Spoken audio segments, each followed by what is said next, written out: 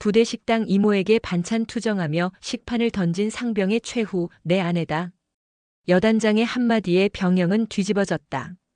영상 시청 전 여러분의 구독과 좋아요는 영상 제작에 큰 도움이 됩니다. 싸늘한 바람이 황토색 연병장을 가로지르는 늦가을의 오후였다. 아직 동장군의 위세가 본격적으로 시작되진 않았지만 공기 중에 실린 한기는 옷깃을 여미게 만들기에 충분했다. 풀 한 폭이 제대로 찾아보기 힘든 연병장 가장자리, 앙상한 가지를 드러낸 플라타너스 잎사귀들이 바람에 힘없이 떨어져 내리며 스산한 소리를 냈다. 마치 곧 다가올 혹독한 겨울을 예고하는 전령처럼, 혹은 이미 제대한 선임들이 남기고 간 깊은 한숨처럼 막연한 쓸쓸함과 긴장감이 뒤섞인 공기가 부대 전체를 무겁게 감싸고 돌았다. 그 무거운 공기의 중심에는 언제나처럼 박재현 상병이 존재했다. 그는 단순히 중대 최고 선임이라는 직책을 넘어선 보이지 않는 권력의 실체였다.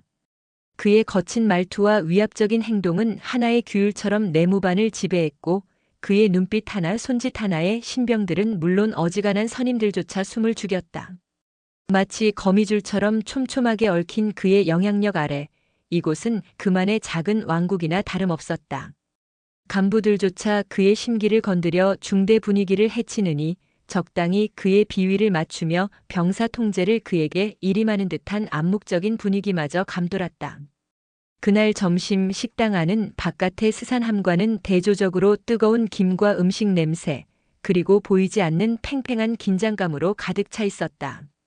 점심시간의 소란스러움 속에서도 유독 한 사람, 배식대에서 따뜻한 밥과 반찬을 퍼주는 정분희 씨의 존재는 작은 온기처럼 느껴졌다. 병사들이 친근하게 이모님이라 부르는 그녀는 희끗희끗한 머리를 망사 수건 아래 단정히 틀어 올리고 늘 깨끗하게 세탁된 하얀 위생복을 착용했다. 화장기 하나 없는 수수한 얼굴에는 힘든 기색 대신 온화하고 부드러운 미소가 떠나지 않았다. 그녀의 미소는 고된 훈련과 낯선 군 생활에 지친 어린 병사들에게 한순간이나마 집밥의 따스함과 어머니의 푸근함을 느끼게 하는 마법과도 같았다. 어떤 병사는 그녀에게서 자신의 할머니를 보았고 어떤 병사는 멀리 계신 어머니를 떠올렸다. 그녀는 이 삭막한 공간에서 몇 안 되는 인간적인 온기를 나누어주는 존재였다.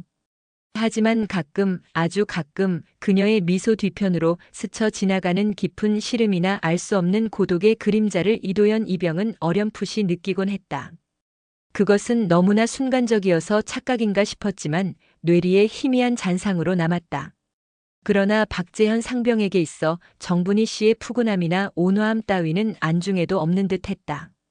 그는 배식대 앞에 거들먹거리며 다가서더니 식판을 받아들자마자 노골적으로 미간을 구겼다. 마치 세상에서 가장 혐오스러운 것을 본 듯한 표정이었다. 오늘의 메인 반찬으로 나온 코다리 조림이 그의 비위를 거슬렀던 모양이다. 그는 식판을 들여다보며 잠시 입맛을 다시는 듯 하더니 이내 고개를 쳐들고 이모님을 향해 고함을 내질렀다. 아, 씨발.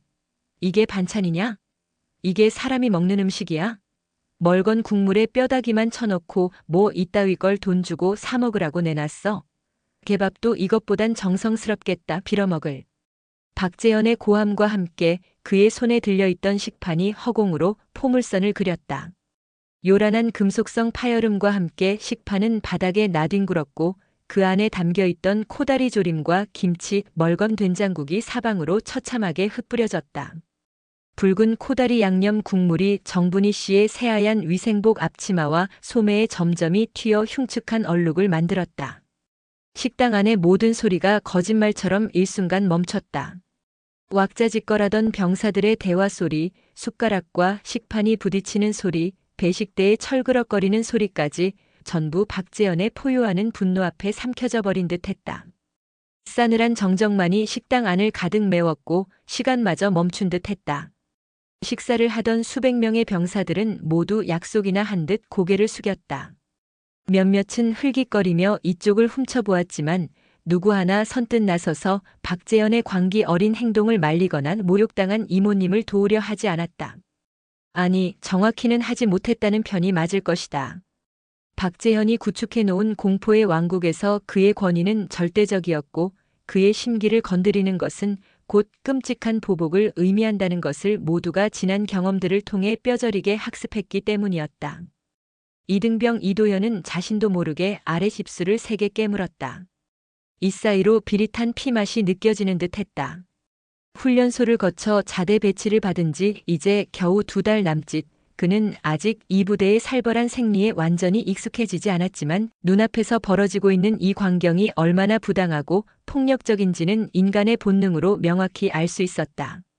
그의 가슴속 깊은 곳에서부터 뜨겁고 격렬한 무언가가 치밀어 올라왔지만 그것은 차마 목구멍을 넘어 터져 나오지 못하고 그의 숨통을 조이는 듯했다. 그는 그저 떨리는 주먹을 허벅지 아래로 감춘 채 바닥에 흩어진 음식물 앞에서 망연자실 서 있는 정분희 씨의 작고 처진 어깨를 무력하게 바라볼 수밖에 없었다. 그녀의 어깨는 가늘게 떨리고 있었다. 그것이 분노 때문인지 슬픔 때문인지 아니면 그 모든 감정이 뒤섞인 절망 때문인지는 알 수 없었다. 정분희 씨는 한동안 아무 말도 하지 않았다. 그녀는 그저 멍하니 바닥에 흩뿌려진 음식물과 뒹구는 식판을 내려다볼 뿐이었다. 그녀의 얼굴에는 어떤 표정도 떠오르지 않아 오히려 더 큰 슬픔을 느끼게 했다.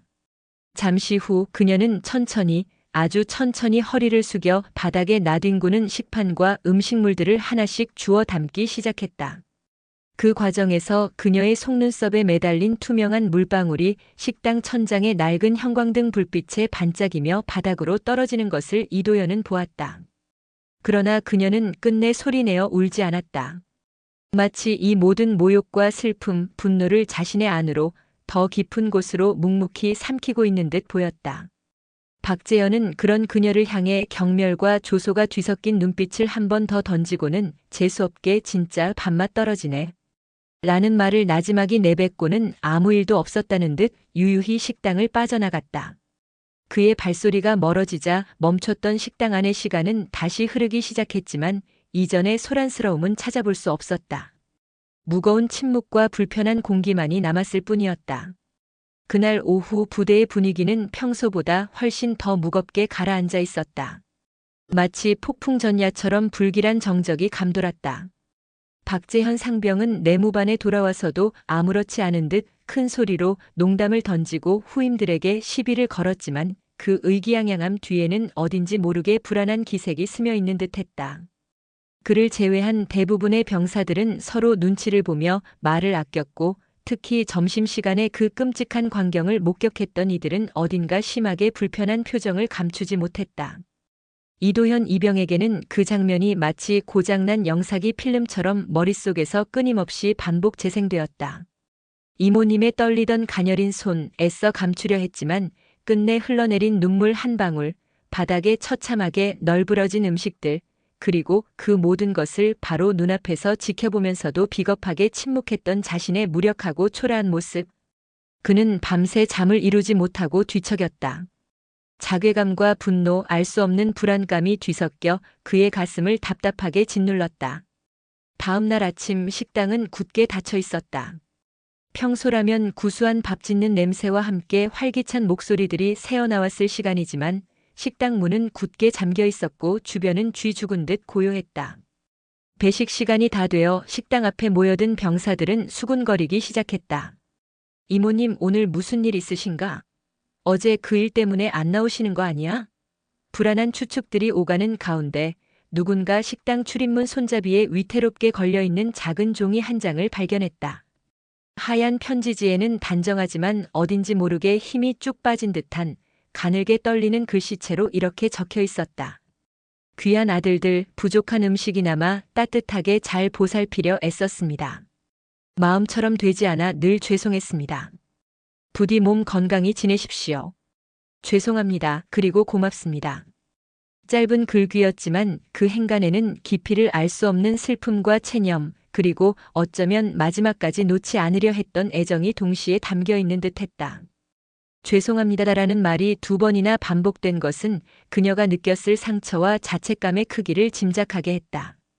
그 편지는 금세 소문과 함께 행정반 당직사관에게 전달되었고 이내 중대장의 책상을 거쳐 마침내 정진석 여단장의 집무실에까지 도달하게 되었다. 정진석 여단장은 평소 온화한 미소와 부드러운 말투로 병사들에게 아버지 같은 지휘관으로 불렸지만 그의 내면에는 그 누구보다 강직한 원칙과 군인으로서의 철두철미함이 자리 잡고 있었다.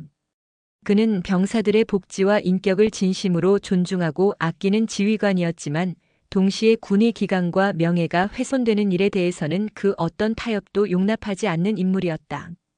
그의 책상 위에 놓인 가늘게 떨리는 글씨로 쓰인 편지를 받아든 그의 표정에는 그러나 아무런 감정의 변화도 읽히지 않았다. 그는 한동안 말없이 편지지의 글자들을 응시하다 이내 자리에서 일어나 집무실 창가로 다가섰다. 그의 시선은 창밖, 연병장 너머 식당 건물이 있는 방향을 향해 있었다. 그의 침묵은 평소에 그것보다 훨씬 무겁고 깊어서 보고를 위해 곁에 서 있던 부속실의 젊은 장교조차 숨을 제대로 쉬기 어려울 정도였다. 그 침묵 속에서 여단장이 어떤 생각을 하고 있는지, 어떤 감정을 느끼고 있는지 짐작조차 할 수 없었다. 마치 폭풍우가 몰아치기 직전의 고요함 같았다. 한참의 시간이 흐른 뒤 여단장은 여전히 창밖을 바라본 채 나지막하지만 얼음장처럼 차갑고 단호한 목소리로 명령했다. 당번 개통으로 즉시 전 중대장 및 직할 대장급 이상 지휘관 전원 30분 내로 내 집무실로 집합시키도록. 단 한 명도 예외 없이. 그날 밤 부대 전체에는 그 어느 때보다 무겁고 불길한 예감이 안개처럼 자욱하게 감돌았다. 여단장이 한밤중에 모든 중대장급 이상 지휘관들을 긴급 소집했다는 소식은 마치 전염병처럼 삽시간에 전 부대로 퍼져나갔고 병사들은 저마다 잠 못 이루는 밤을 보내며 앞으로 어떤 엄청난 일이 벌어질지 두려움 섞인 예측을 하느라 분주했다. 어둠이 내린 내무반 곳곳에서 소곤거리는 목소리들이 끊이지 않았다. 박재현 상병은 애써 태어난 척 평소처럼 후임들에게 괜한 트집을 잡으며 허세를 부렸지만 그의 눈빛은 초조하게 흔들리고 있었고 목소리 또한 미세하게 떨리고 있었다.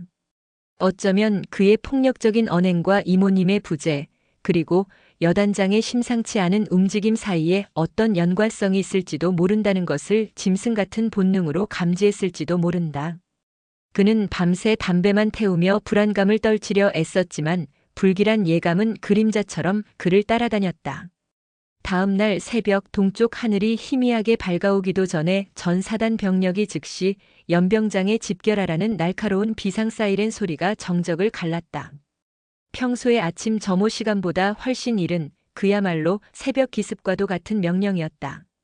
어둠이 채 가시지 않은 광활한 연병장에는 미처 잠이 덜 깬 얼굴의 수천 명의 병사들이 추위와 불안감에 떨며 황급히 도열했고 그들의 입에서 터져나오는 하얀 입김이 새벽 공기 속으로 부서지며 긴장감을 더욱 고조시켰다. 연병장 단상 위에는 정진석 여단장을 필두로 각급 지휘관들이 마치 심판관처럼 엄숙한 표정으로 서 있었고 그들 주변을 에워싼 분위기는 그 어느 때보다 살벌하고 무거웠다.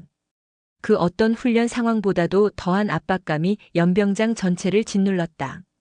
그리고 그 살벌한 연병장의 가장 중앙 수천 명 병사들의 시선이 집중되는 곳에 박재현 상병이 힘없이 무릎을 꿇고 있었다. 그의 손에는 어제 그가 그토록 경멸하며 내던졌던 것과 똑같은 모양의 하지만 지금은 텅 비어버린 은색 식판 하나가 위태롭게 들려 있었다. 그의 얼굴은 밤새 공포에 시달린 듯 창백하게 질려 있었고 한때 하늘을 찌를 듯 오만했던 그의 기세는 온데간데 없이 사라져 마치 허수아비처럼 초라해 보였다. 그는 고개를 푹 숙인 채 자신의 발끝만 내려다보며 가늘게 몸을 떨고 있었다. 어젯밤 늦게 그는 중대장으로부터 아무런 영문도 모른 채 새벽 비상소집 시 연병장 중앙에 나가 무릎을 꿇고 대기하라는 청천벽력과도 같은 명령을 받았다. 밤새 온갖 불길하고 끔찍한 상상에 시달렸지만 지금 이 순간 자신이 정확히 왜 이 치욕스러운 자리에 불려나와 있는지 명확히 알지 못했다. 다만 거대하고 압도적인 공포가 그의 온몸을 짓누르며 숨통을 조여오고 있을 뿐이었다. 그의 머릿속은 하얗게 비어 있었고 오직 심장이 터질 듯이 뛰는 소리만이 귓가에 맴돌았다. 마침내 정진석 여단장이 천천히 그리고 무겁게 단상 앞으로 나섰다. 그의 손에는 차가운 마이크 대신 어제 식당 문에 붙어 있던 바로 그 빛바랜 편지가 들려 있었다. 그의 등장과 함께 연병장에 모인 모든 병사들의 시선이 바늘끝처럼 날카롭게 그에게로 집중되었다. 여단장은 잠시 깊은 침묵 속에서 연병장을 천천히 둘러보았다. 그의 시선은 무릎 꿇고 있는 박재현 상병에게 아주 잠깐 머물렀다가 다시 전체 병사들을 향했다. 그의 눈빛은 평소의 온화함 대신 차갑고 예리한 빛을 띠고 있었다. 그리고 마침내 그의 낮고도 강한 힘이 실린 목소리가 새벽의 정적을 깨고 연병장 전체에 장엄하게 울려 퍼졌다. 어제 우리 부대 식당에서 결코 일어나서는 안 될 불미스러운 일이 있었다. 한 병사가 식사에 불만을 품고 자신을 위해 음식을 나르던 분에게 차마 인간의 입으로 담을 수 없는 폭언을 퍼붓고 식판을 내던지는 만행을 저질렀다고 들었다. 여단장의 목소리는 겉으로는 차분했지만 그 안에는 지각 아래 용암처럼 들끓는 격렬한 분노가 숨겨져 있었다. 그 목소리가 연병장에 울려 퍼지는 순간 박재현 상병은 고개를 더욱 깊이 숙였다. 마치 보이지 않는 거대한 망치로 뒤통수를 얻어맞은 듯한 충격이었다. 온몸의 피가 발끝으로 빠져나가 싸늘하게 식어버리는 듯한 느낌, 그리고 극심한 현기증이 그를 덮쳤다. 그 병사는 그분이 매일같이 새벽 일찍 일어나 너희들의 허기진 배를 채워주기 위해 얼마나 많은 정성과 노력을 기울이시는지 전혀 생각하지 못했다. 한 인간으로서, 아니, 최소한의 생명에 대한 존중조차 지니지 못한 행동이었다. 그리고 더욱 통탄스러운 것은 너희들 대부분이 그 폭력적인 광경을 눈앞에서 목격하고도 침묵으로 방관했다는 사실이다. 병사들 사이에서 낮은 탄식과 함께 불안한 웅성거림이 파도처럼 일었다. 이도현 이병은 마른 침을 꿀꺽 삼켰다. 심장이 자신의 것이 아닌 것처럼 거세게 방망이 질쳤다. 여단장의 말은 날카로운 칼날이 되어 자신을 포함한 그 자리에 있던 모든 방관자들의 폐부를 정확히 찌르고 있었다. 부끄러움과 죄책감에 얼굴이 화끈거렸다. 여단장은 손에 들고 있던 이제는 구겨지고 얼룩진 편지를 천천히 들어보였다. 그분은 어제부로 더 이상 우리 부대에 나오지 않으신다. 그리고 이 짧은 편지 한 통을 우리에게 남기셨다. 귀한 아들들 잘 보살피려 애썼습니다. 죄송합니다. 라고 적혀 있더군. 무엇이 그토록 죄송했던 것일까? 그는 잠시 말을 멈췄다. 연병장에는 완전한 정적만이 내려앉았다. 바람 소리마저 숨을 죽인 듯 시간마저 얼어붙은 듯한 순간이었다.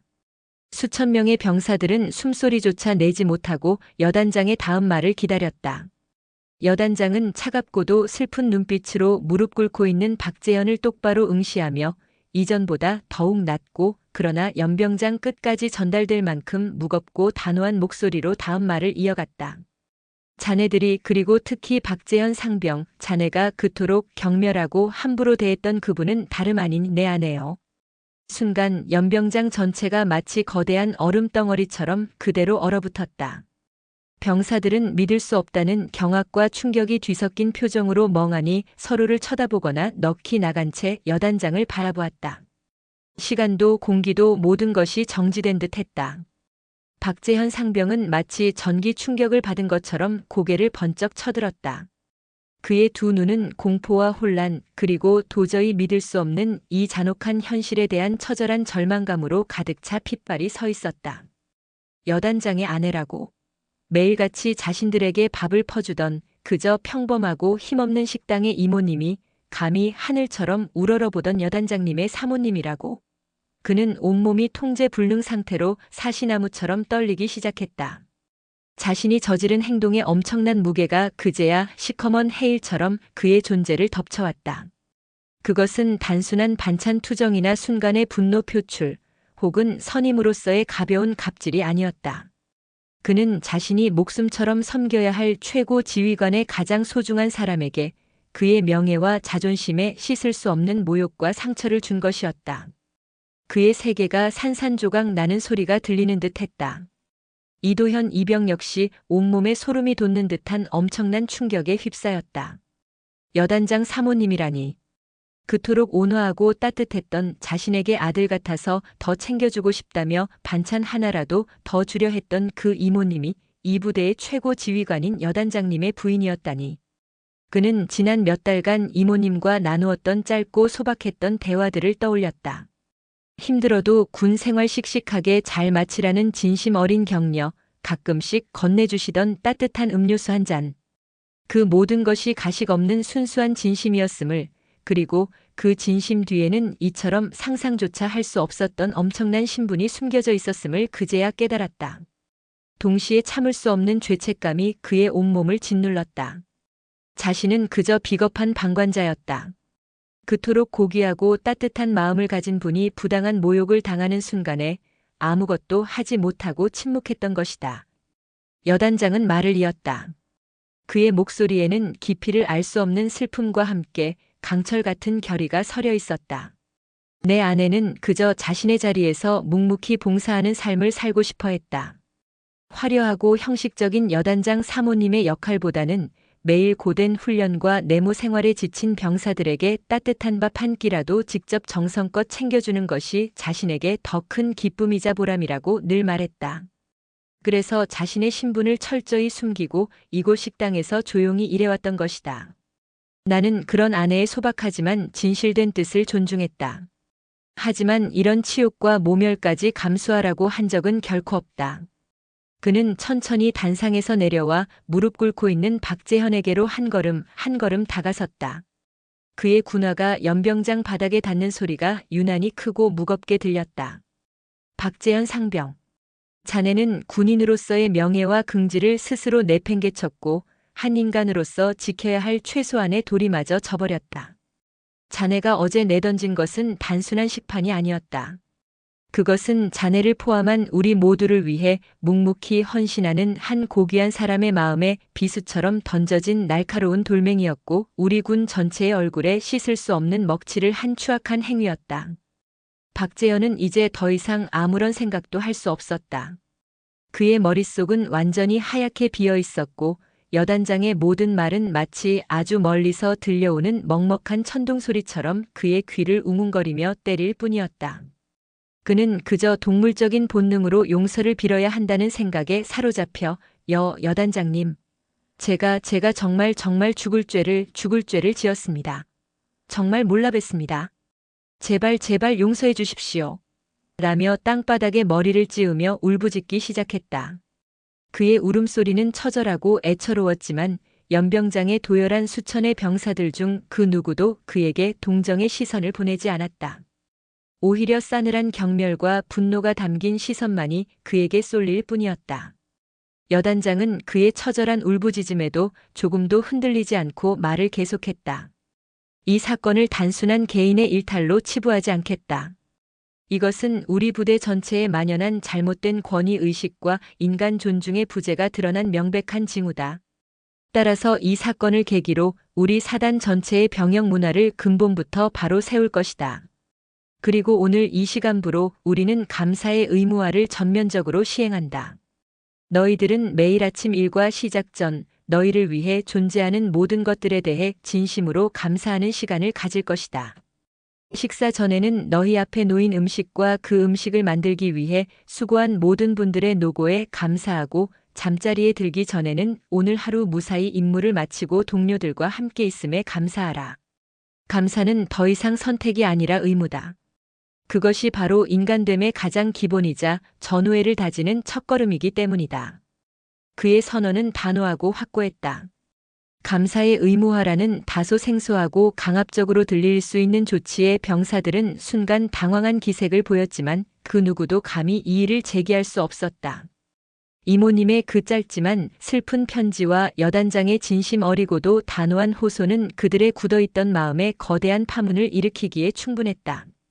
그날 이후 부대는 이전과는 확연히 다른 모습으로 변하기 시작했다. 가장 눈에 띄는 변화는 당연히 박재현 상병에게서 시작되었다. 그는 모든 보직에서 즉시 해임되었고 다른 부대로의 전출이 결정될 때까지 매일 새벽부터 밤늦게까지 식당의 모든 청소와 가장 허드렛 일을 도맡아 하게 되었다. 한때 부대에 보이지 않는 왕으로 군림하며 공포와 폭력으로 후임들을 다스렸던 그는 이제 가장 낮은 곳에서 가장 더럽고 힘든 일을 묵묵히 수행하며 자신의 죄를 속죄해야만 했다. 그의 눈빛에서는 과거의 오만함과 거만함 대신 깊이를 알 수 없는 회한과 쓰라린 자책감만이 짙게 어려 있었다. 그는 식사 시간이면 항상 식당 가장 구석진 자리에서 다른 병사들의 눈치를 보며 고개도 들지 못하고 조용히 밥을 먹었고, 그러다가 자신도 모르게 뜨거운 눈물을 식판 위로 뚝뚝 떨어뜨리곤 했다. 그의 심리적인 몰락은 곁에서 보기에도 처참하고 안쓰러웠지만 어쩌면 그것이야말로 그에게 진정한 자기 성찰과 새로운 시작을 위한 필수적인 첫걸음일지도 몰랐다. 감사의 의무화는 처음 시행되었을 때 많은 병사들에게 어색하고 형식적인 구호처럼 느껴졌다.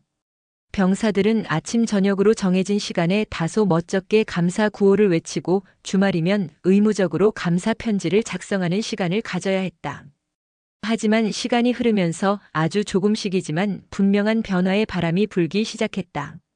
처음에는 마지못해 하던 인사였지만 식사 시간마다 배식 봉사를 하는 병사들이나 취사병들에게 고생하십니다, 정말 감사합니다라는 진심 어린 인사가 조금씩 자연스럽게 오가기 시작했다. 생활관 청소를 함께 하는 동료에게, 야간 경계 근무를 마치고 돌아온 전우에게, 심지어는 자신들이 매일 사용하는 낡고 삐걱거리는 관물대에까지 사소한 감사의 마음을 표현하려는 작고 소박한 노력들이 여기저기서 보이기 시작했다. 이도현 이병은 그 변화의 소용돌이 한가운데서 그 누구보다 많은 것을 느끼고 배우고 있었다. 그는 더 이상 과거처럼 불의를 보고도 침묵하는 무력한 방관자가 아니었다.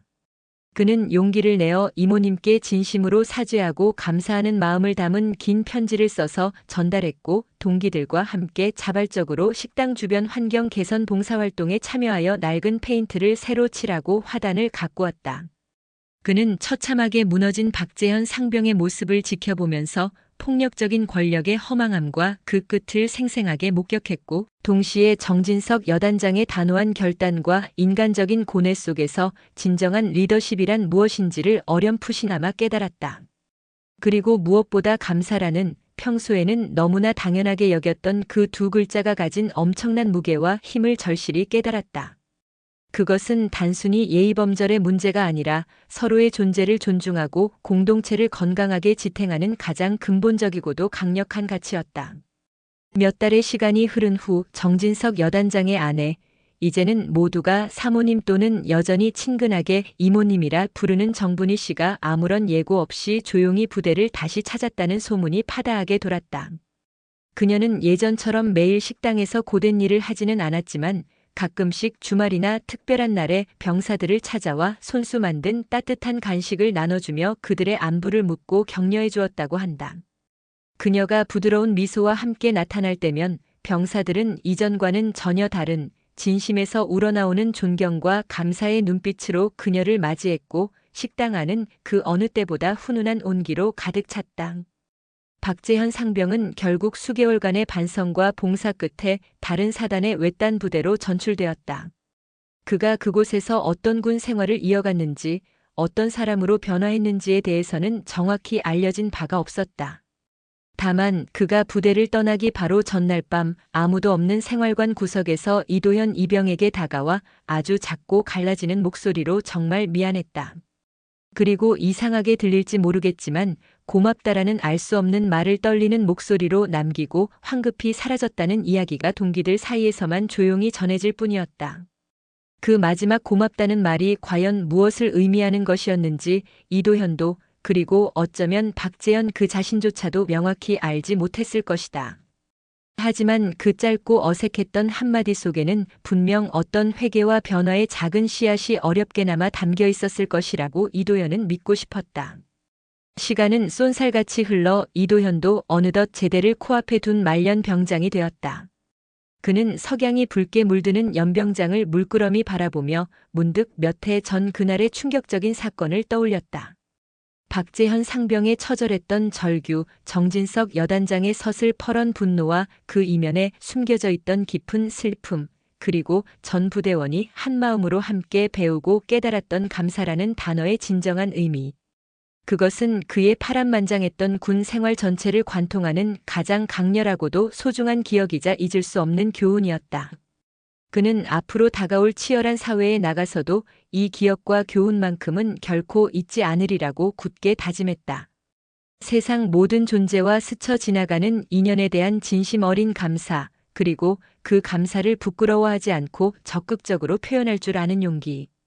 그것이야말로 삭막한 세상을 살아가는 한 인간을 더욱 인간답게 만들고 세상을 조금이나마 더 따뜻하게 만드는 작지만 위대한 힘이라는 것을 그는 이곳 군대에서 온몸으로 배웠기 때문이었다. 부대에는 여전히 감사에 의무화라는 제도가 어떤 형태로든 남아 있었다. 처음 시행될 때의 강제성과 어색함은 세월의 흐름과 함께 많이 희석되고 부드러워졌지만 그 안에 담긴 근본 정신만큼은 새로운 병사들이 들어오고 또 제대하는 순환 속에서도 마치 부대의 오랜 전통처럼 자연스럽게 스며들어 있었다. 저녁 식사 시간 갓 자대 배치를 받은 듯한 어리숙한 신병 하나가 배식을 받으며 잔반을 남기지 않으려 애쓰는 취사병에게 꾸벅 고개를 숙여 오늘도 맛있는 음식 정말 감사히 먹겠습니다. 라고 우렁차게 인사하는 모습이 더 이상 그 누구에게도 어색하거나 특별하게 보이지 않았다. 그처럼 작고 사소해 보이는 변화들이 끊임없이 이어져 군 전체를 아주 조금씩 하지만 분명히 더 긍정적이고 인간적인 방향으로 이끌고 있는 듯했다. 정진석 여단장은 그 사건 이후 얼마 지나지 않아 더 큰 부대로 영전에 갔지만 그와 그의 아내가 남기고 간 감동적인 이야기는 마치 한 편의 드라마처럼 부대의 전설로 남아 오랫동안 회자되었다. 어쩌면 반찬 투정은 사단을 울린다고 회자되는 그날의 사건은 한 사람의 어리석고 미성숙한 행동이 얼마나 큰 파장과 고통을 불러일으킬 수 있는지, 그리고 동시에 진심 어린 반성과 용서, 그리고 감사의 발견이 얼마나 큰 변화와 성장을 가져올 수 있는지를 극명하게 보여주는 살아있는 교훈으로 모든 이들의 가슴속에 영원히 기억될 것이었다.